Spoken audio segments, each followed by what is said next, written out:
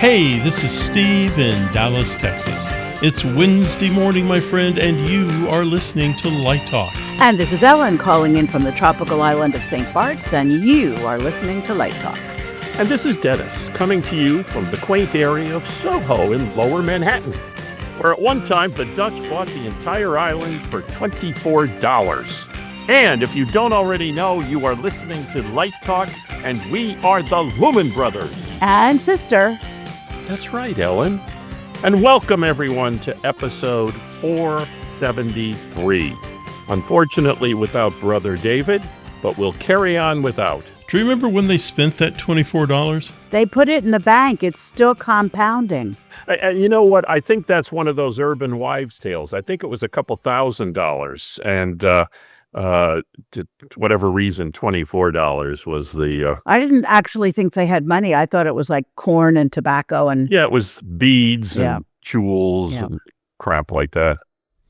Well, in that time period, $24 was worth approximately $1,400 in today's money. That's it? That was a lot of money, man, for just a little swampy place that flooded every now and then. I mean, for $1,400, that can get you a lot of... A nice dinner in New York City for two. You know, it's ironic, isn't it? That's probably about what it does cost at a really great restaurant in New York. I'm currently in the Disney building that was just built in Soho doing a job. And this whole city block building, I think they spent $4 billion on. My God. So things have gotten much more expensive on the island of Manhattan. New Amsterdam. Wow. Oh, there you go. So I noticed that, now that we have decided to broadcast on Wednesdays, I thought we would take a look at important things besides us that have happened on Wednesdays. So this day in history, Wednesday the 29th in 1913, the zipper was patented. So there you go. I think that's very interesting. Costume designers around the world should be happy to hear that news. Anything else important, Steve? No. What about the NAB Convention? Oh, that's right. Everybody and their brother who's involved in the broadcasting world is currently in Las Vegas, home of the one and only true conference, LDI. But they're all faking it out there for the NAB show, which is actually a very large broadcasting conference where all the manufacturers, camera companies, various engineers, owners, managers from networks and affiliates around the country go to see the latest wares and hear the seminars and speeches that people have to offer about where the broadcast industry is going. And where they think it's going this year is AI. You've nailed it, Ellen. From the reports I saw from day one yesterday, that's what a lot of the conversation is. Yep. AI and how AI is going to be taking over everything. Yep. It says from enhancing storytelling to personalizing viewer experiences, combating disinformation and streamlining production to increasing revenue opportunities, AI technologies have become indispensable tools for business leaders and creators across the entire content ecosystem, from content creation to consumption. And NAB is really, really pushing that access to the technology, training, and harnessing the full potential of AI. So that ought to be interesting to see what comes out of there. I think AI is Satan. I was just looking at a clip online, and Meta AI did a deep dive into Stanley Kubrick's 2001: A Space Odyssey, and talked about the scene I was looking at and really went into great detail with it. The problem is that the video clip wasn't 2001: Space Odyssey. It was George Powell's 1955 Conquest of Space. Oh, so if no. they can't even get a movie right, I mean, I don't want them operating on my kidneys or something, or showing me how to light in the style of David Jacques.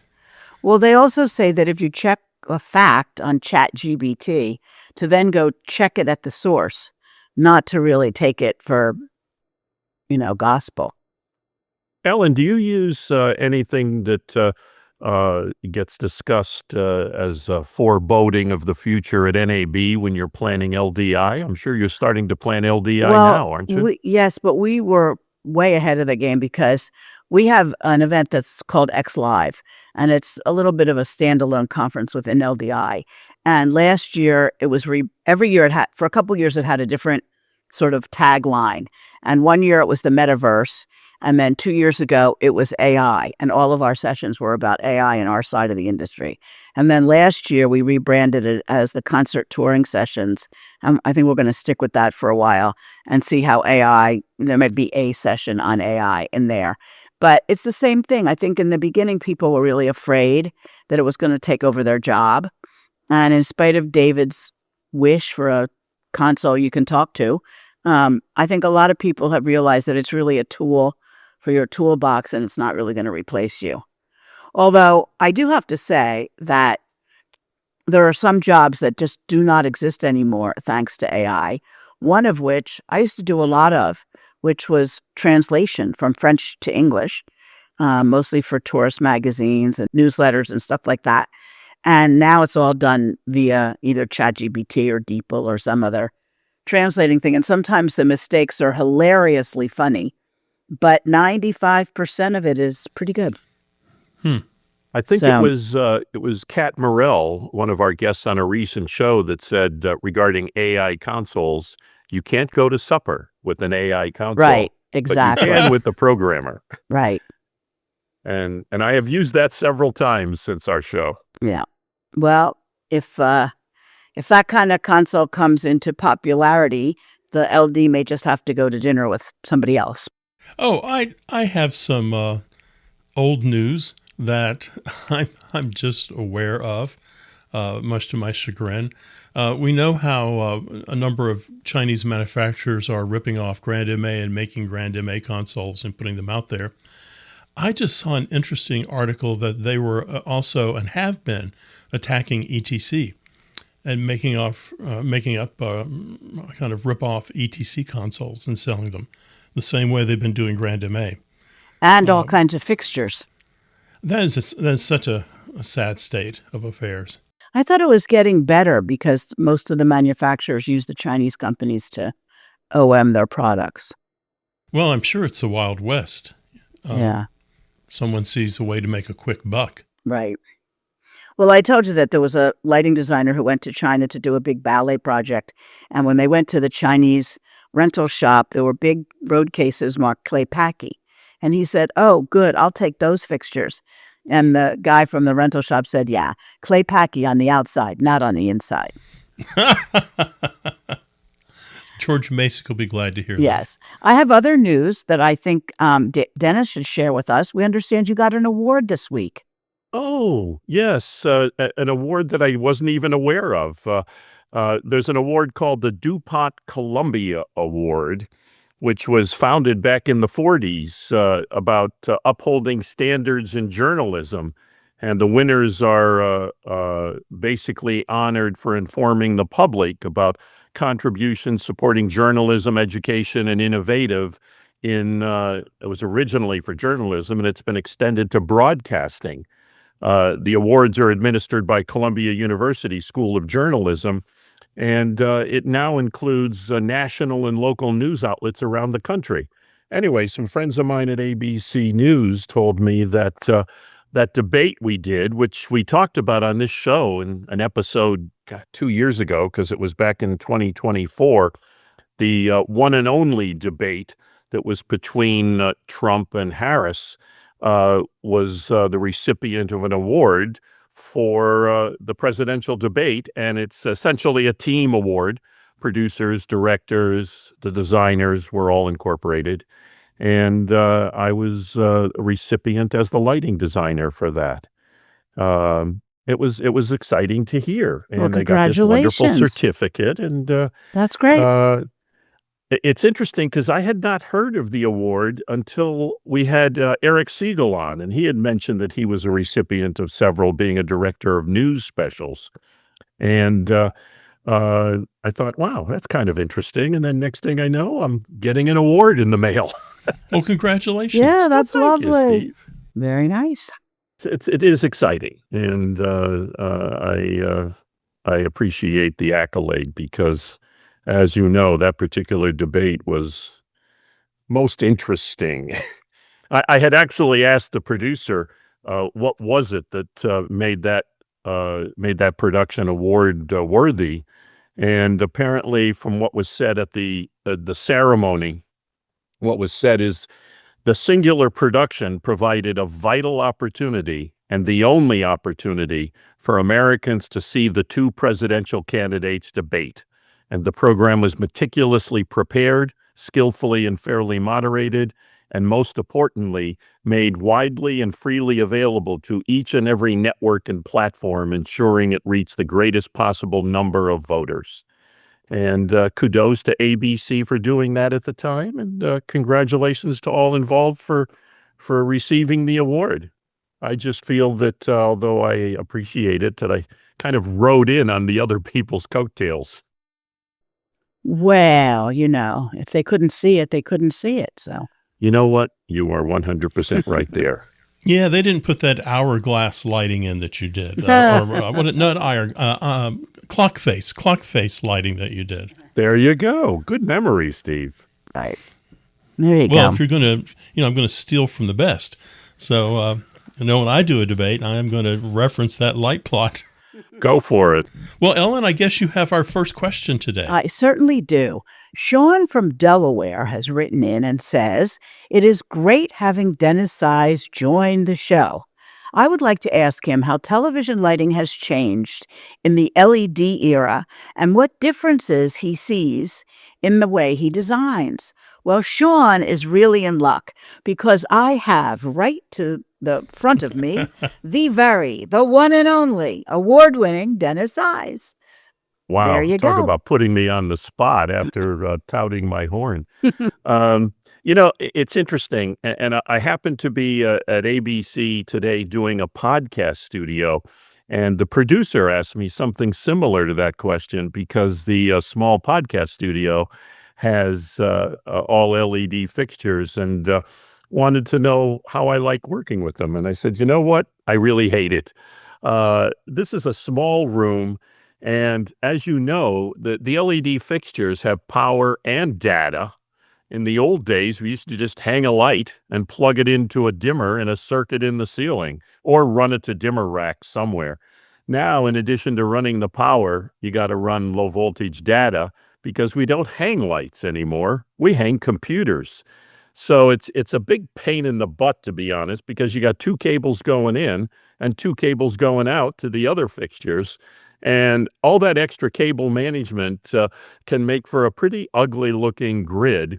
And the networking of where the data lines go and the universes that you want to use needs to be seriously considered, which, all of a sudden now when I'm doing a project, I have to bring DMX specialists and network specialists in to do all the networking because I'll tell you, all those numbers and the number crunching is far beyond what my old brain is capable of doing.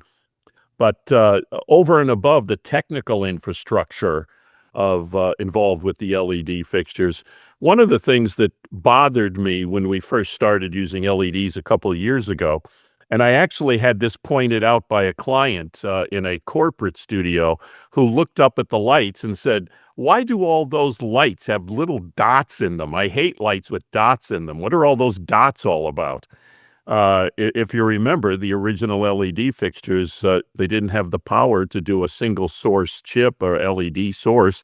So there were all sorts of sources that were put in, many of which were different colors, whether it was red, green, blue, white, amber, to mix the various colors that were used.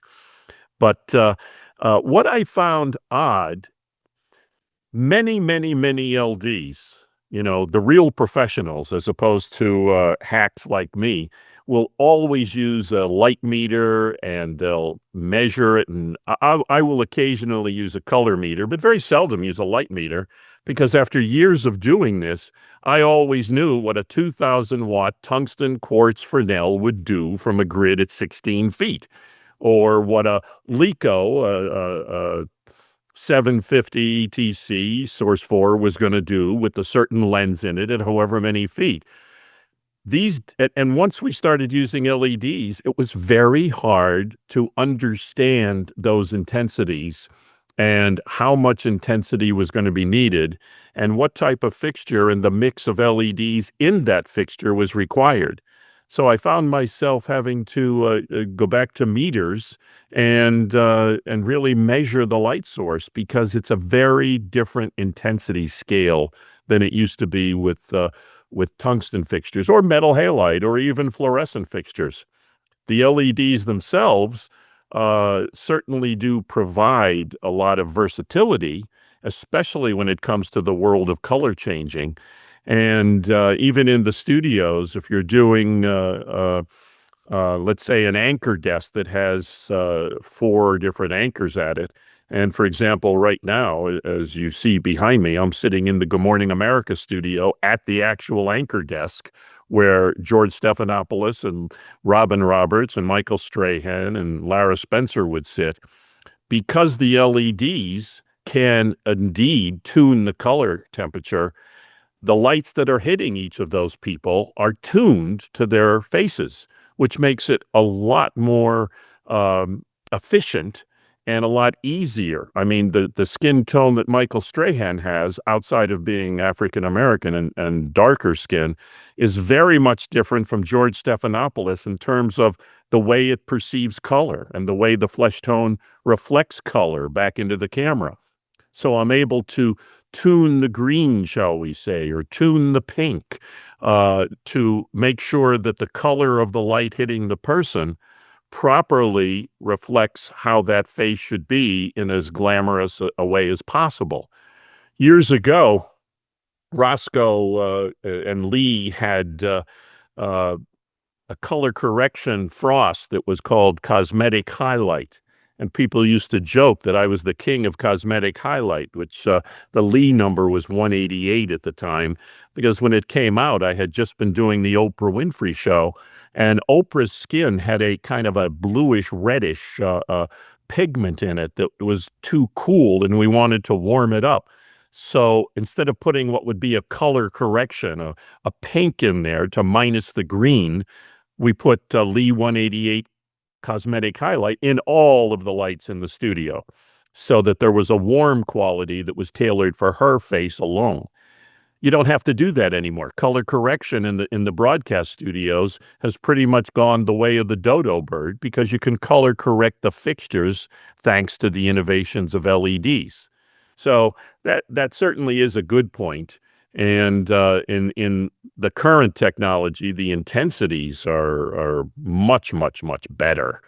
I know you do some film work, Steve. Do you feel that it's the same? Well, I have the advantage, as you do, of looking through a camera and seeing exactly what it's looking like. You know, it's funny because last night I was working on something and I had my cell phone out because I was worried about that thing about what's it going to look like when people are recording it on their cell phones and trying to stream it. And I was looking at, the balance of the lights, and, some of the stuff was, if you look at it with your eye, it's fine. If you look at it with your little Apple phone, not so much. So I was having to correct for that. The question I have for you is, someone who's just getting started in your industry, what are you seeing your assistants or what have you bought for yourself in the way of a color meter? I still use a color meter that I bought several years ago, the Minolta color meter digital, and it serviced me well when the LEDs first came out. And I'll be honest, even though I joke about not having a color meter, and a lot of the gaffers I work with say Dennis's eyes are a better meter than the meters are, I find that if I'm doing green screen work where it's really meticulous, it has to be very specific in terms of intensity and color and flat field across the screen, I'll pull out a meter to make sure. But I don't use a digital light meter for intensity. I still have my Sekonic meter that's serviced me well for years. But a lot of the guys in our company have the combination light meter, color meter that Minolta makes, which is a favorite of a lot of people. But again, you're talking about expensive meters. It's what, $1,500, $1,800 for a meter? It's pretty pricey. I bought my first Sekonic light meter with a little button on it in the hand that sweeps across. I've forgotten what the model number Yep. was. That's the one, the needle. I got that in 1977 when I was at Opryland Productions that became Nashville Network. And that was like the greatest moment of my life was having a meter. Barely knew how to use it. It's probably the 358. That was the main analog meter that was the favorite of the time. And it's still used. It's a favorite of a lot of people. Still works for me on the limited stuff I do. Dennis, you mentioned Lee 188 and a Roscoe as in gels. Do you, when designing with the LED, still think in gel colors? I do, yes. How does that impact what you're doing? What you'll find on the consoles is you have a color wheel, or you'll have a color picker where you can say, hey, give me Roscoe 80. There's no way in hell does it ever match. However, as a frame of reference, you're laughing because you know I'm right, Steve. That's the most wasted bit of space on the console is the color picker. It totally is. But again, it's one of those things that if somebody says, hey, what kind of car do you drive? You can say, oh, I have a Lamborghini or I have a Camry. They know what you're talking about. So if I'm doing something and I'll tell my programmer, look, I want a blue, something in the line of like a Roscoe 80. If it's a older person, they'll know exactly what I'm talking about, and they'll be able to start tuning the LEDs to something close to that.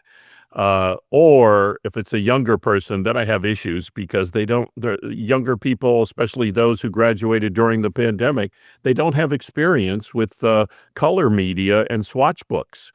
It's not that I still carry a swatch book around with me. And I think, Steve, you mentioned that in a recent show that you still carry a swatch book.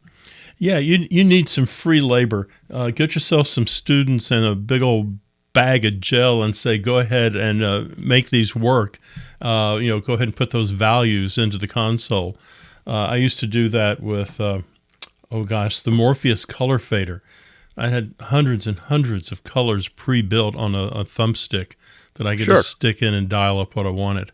And I'll tell you, Ellen, a lot of times if I'm doing a show where they're going to be, let's say a show like Good Morning America, where there's performances and you're setting up a library of gimmicks and special effects, I'll say, hey, we're going to need to have a Roscoe 80 available. We're going to need to have a 302 amber available or 321 amber, stuff like that. We might not hit the actual color that it is, but I will call it that as a frame of reference so that when we're doing something in the future, I'll say, give me my 321 or give me my Roscoe 64 blue or whatever it is, so that we have something that's a frame of reference that's already pre-built. It's the same as what I call TV white. A lot of studios, and this is where the color meter comes in with the LEDs, these days, we don't really do the studios at 3200 Kelvin, which would have been a tungsten equivalent, nor do we do them at 5600, which is a daylight equivalent, because it's just too cold. So we'll settle in somewhere in the 4000 range so that the video walls, which are in every studio, can be easily adjusted. It's very hard to get the video walls down at 2500 Kelvin or 3000 Kelvin, but you can get them low enough in the 4000 range. The point being, whenever I establish the color temperature in the studio, we will call that TV white. And that's the white that gets used in that studio, so that I don't have to in the future say, hey, I want that to be 4500 or this is 4900. Give me the TV white, which is kind of like saying, give me color correction CTB or something.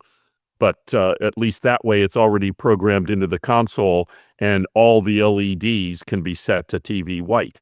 That being said, we will pull out a meter because you'll find that an elation ellipsoidal, the TV white that you set is not the same as the TV white in, let's say, a Luster 3 or in another Lico.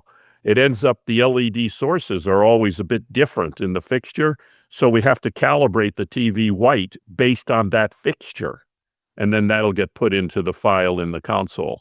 which is another problem going back to the original question with the LEDs.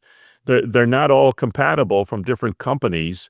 And if you're trying to establish white, and this is something, whether it's a TV studio or a theatrical, a theater scenario, you need to establish what you're calling white light. And that needs to be programmed into the console for the specific fixtures, or they won't all match. That's the thing that I find strange with students is I'll say, what is that, god-awful color on stage? And they'll go, oh, that's fixture white. Well, fine for a demo room, but that can't be your white base. And you've got to make your white base and not rely on some blue light that so-and-so calls white on their LED fixtures. It's not only the white, but it's the color, too. I remember a couple years ago at USITT, Ken Billington had a long lineup of various fixtures and put the same red in them, and everyone was a slightly different color on the wall. Because of the nature of the source itself. Exactly. That's correct. Yep. Interesting. Right. So, and I'm not trying to pick on any one manufacturer, but Steve will remember this in the days of the Altman 360Q. I mean, the white light coming out of that was green, predominantly because of the lens. The light source is going through a lens that had a slight tint to it. And you need, back in those days, that affected the color of the gel that you put on it. Sure. well, interesting. Sean, you brought up a very good subject, and I recommend that if you make it from Delaware to New York one day, you call up Dennis and take him out to lunch and continue the conversation. We'll go see some LED studios, Right. Sean. Well, I have our next question, and this is Larry in El Paso, and he writes, I'm going to busk my first show down at the Country Bar. Do you have any tips? Well, yes, I do have some tips. You're going to need to prep a bit. So you're going down there at the Country Bar, I assuming you're doing a country band, then you really need at minimum, you need to have 3 kind of busking ideas in mind. So you need at least 3 pages of subs to set up to do what you're doing. I would say you start off with a good country love song look, a good country cheatin' look, and a good country yee-haw look. And those are the 3 things you can work with all night. Now, other than that, if this is truly your first busk, I'm saying a prayer to the lighting gods that you're familiar with the console you're about to go in and work on. The first step to a successful busk is to know your console. So you need to have muscle memory on that thing. Once you organize your screen layout, once you've done that and minimum effort is being made on your part to move around the screen, either by touching it or by mouse, once you've got a great layout, you save that layout and you repeat it over and over as you busk in the future until you find something better, kind of like how you build your magic sheet. I would build a cue list specific to your fixture package, and then I would build effects and color palettes also. One of the things that some young buskers get into trouble with is they don't build a base cue to work off of. You want a base cue, and then you want to build your busk on top of that cue. Also, you want a base cue to default to if you get lost. Think of that base cue as an off-ramp in case of complete disaster. And I would assume that you kind of understand how music works. And you start thinking about what are the parts of music. You have an introduction, you have verses and choruses. The verse is the thing that kind of tells the story. And the chorus is the thing that you're singing over and over in the car as you drive home. The chorus is that big high energy hook that the audience is waiting for. And then it goes back to a verse. The verses build tension, and they set up the chorus. And then you need to learn what a bridge is. And that's kind of important. The bridge is telling you we're about to make a big musical change in this song. Usually the bridge comes after the second or third chorus. You're going to once you know what you're listening for, you're going to recognize that it's going to be some kind of chord progression. It's going to be a tempo change. It's going to be some kind of dynamic change in the music. It's kind of a reset moment so you can really take the song someplace else in the outro. And since you're working at a bar, and I don't know if you're busking someone you've worked with before or you're just walking in and there's going to be a band on stage, I would avoid blackouts. I would have that default cue to go to, that big transition look at the end of song 1, so the band doesn't take off in the blackout starting song 2 and you're not ready for them. And finally, when you get to the bar and you have no idea who this band is, you need to walk up and ask for a set list. And if nothing else, they give you the set list and it still means nothing to you. You can say, okay, let's identify what are the high energy songs? What are the ballad songs? What are the kind of quiet featured solo songs? And if you know that, at least, I don't know, you're bringing up some blue light instead of spinning gobos for the quiet featured solo. And I would say the biggest thing is to keep it simple. Have fun, no regrets until the show is over. If you do something that's a disaster, you've got to live with it and move on. You can't go back and fix it. What I see young people doing or inexperienced people doing is they make a big mistake and they just freak out over it. And then they're frozen thinking about, oh, I shouldn't have brought up the psych in that moment. I've screwed the song up. The song is still going. The band's still playing. You're still moving forward. So no looking back, no doubting yourself in this. So that's what I would say if you were going to busk your first show. Ellen, you've been at LDI for a while. What have you noticed about Battle of the Bands and all that busking that they do? I mean, they spend about a week learning. Well, they do. They spend about 3 days training on the console so that they're really proficient. Many of them have never seen the console before, and they really get into it, and they have a lot of fun with it. And I don't think they know what the music is ahead of time. So it is a true busk. And the results have been amazing. So I think you're right. Just, go with it. Be familiar with your console. In that case, they can't even be familiar with the music. But I hope that in this El Paso case, he knows the band, right? I mean, he knows the music. Hope so. Yeah, that helps, right? But for the Battle of the Busk and the VJ Challenge at LDI, they're thrown the music by the DJ. And I don't think they know what they're getting to busk to until they're actually doing it. It's a true busk. And the results have been amazing. I'm teaching a busking class right now over at Verilight. And I tell the students, man, it's time you're in your bedroom at home. You're dancing like no one's watching. Just don't leave it all on the field. Right. And just keep moving forward. Go with it. Go with the flow.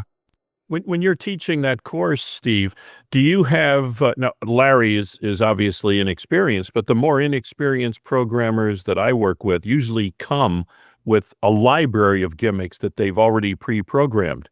When you're teaching busking, do you have them build their collection of gimmicks of zippers and ballyhoos and sweeps of light so that they have something at their disposal to call upon?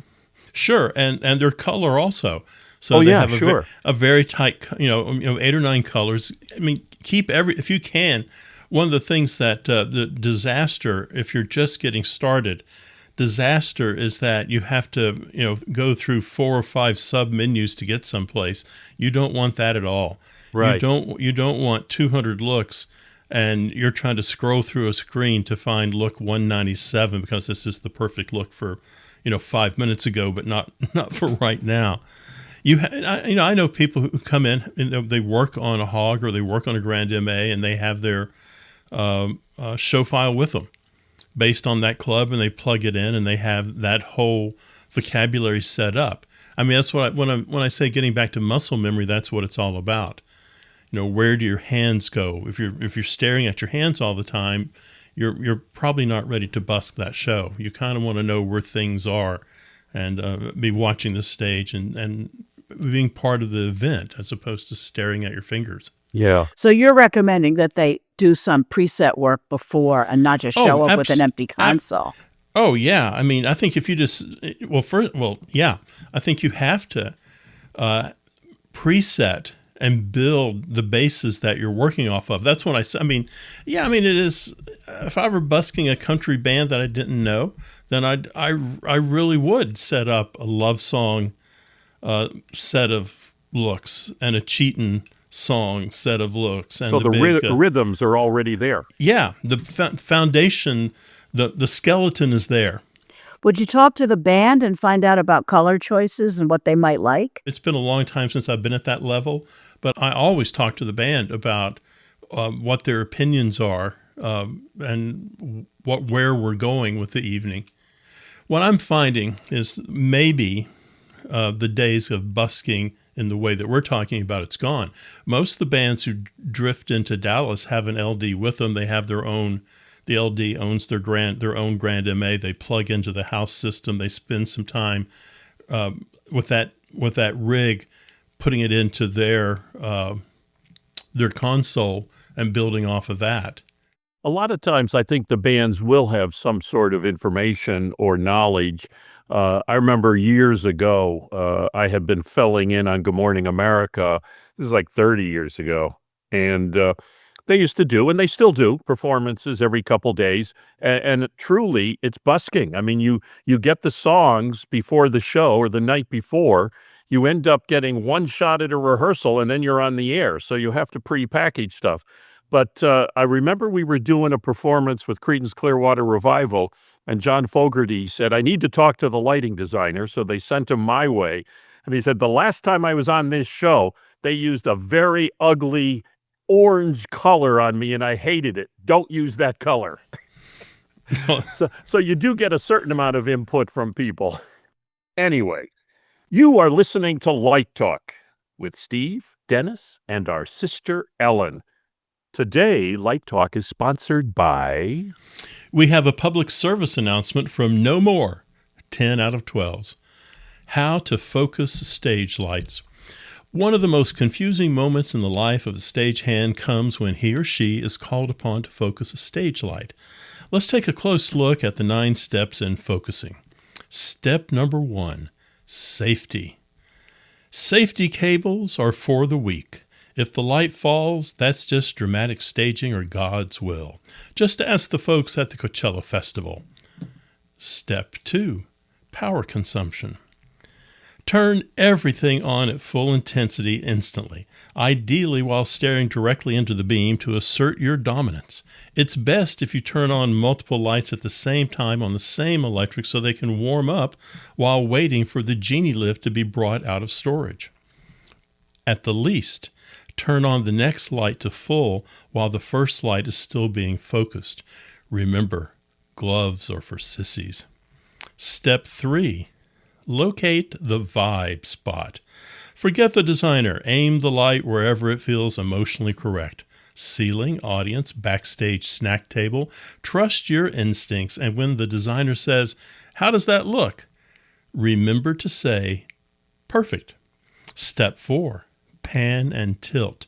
Loosen every knob completely so the fixture swings like a chandelier in a haunted mansion.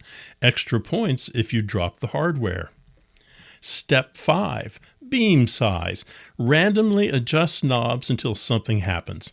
If the beam changes, nod knowingly like you planned it and say, "How about that?" Step 6, shutters. Who needs shutters? Shutters are confusing. Shutters are optional. Let the light spill everywhere. Cover the entire stage. Extra points if you pull the shutter out of the fixture and can't get it back in. Step 7, edge sharpness. Make the edge either painfully sharp or so blurry it looks like a memory from a past life. There is no middle ground. Do not tighten the barrel knob too much. The designer is just going to change his mind. Step 8, the slinky focus. Instead of overlapping beams, stack them all in one spot to create a miniature sun. If the designer can still see, you haven't gone far enough. And last, step 9, the final check. Once you finish, relax, squint, and say, "Yeah, that's probably fine." Well, there you have it. A simple, clear, 9-step process to the focusing of stage lights. This has been a public service announcement from No More, 10 out of 12s. And now, back to Light Talk, and I will take the last question of the day. This question is from a working lighting designer just starting out, who asks, How do you deal with requests for changes and revisions during the design process? I'm doing a project currently, and the constant conflicting feedback is driving me crazy. You know what? Welcome to the real world, working LD.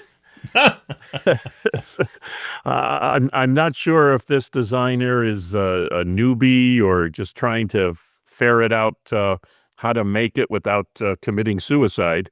But frankly, I've learned over the years that if you ask 10 people their opinion about a work of art, you're going to get 11 different opinions. The design process is a collaborative thing. That's the nice way of saying that there will be many people involved with many ideas and many opinions, some of them dumb.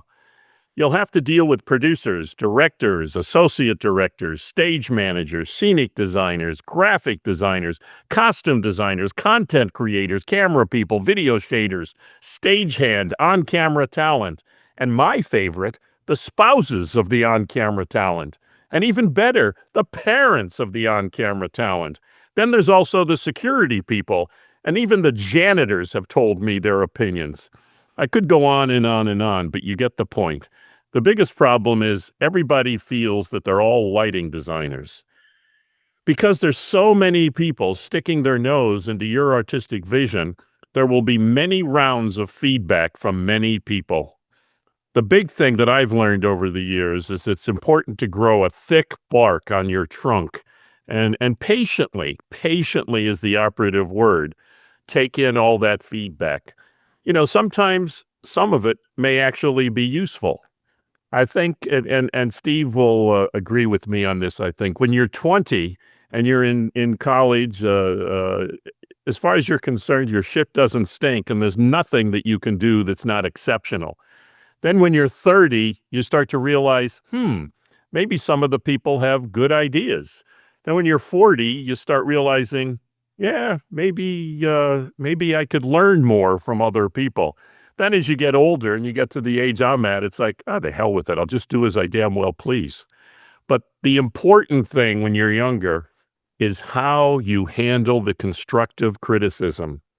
That'll be the key to your success.